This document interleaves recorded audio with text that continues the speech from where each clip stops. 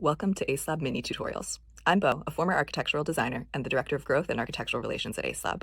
In this series, we'll be giving you all the best tips and tricks for using Acelab's platform to easily streamline your product specification workflows and discover new building products for your projects. Let's get started. Projects work as folders where you can save, store, and organize your product data. No more searching through old project files. On Acelab, everything is structured so that it's easy to find. You can view saved products, searches, and conversations, and even add team members to projects so that you can easily collaborate with colleagues. Here's how to get to this page. Hover over My Library, then click Projects.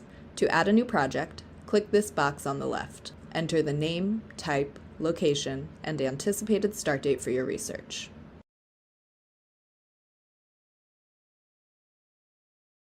And here's a handy trick to use when chatting with product reps. You can save additional details to your project info. That way, you only have to enter info once, and it will be automatically shared with all reps that you converse with.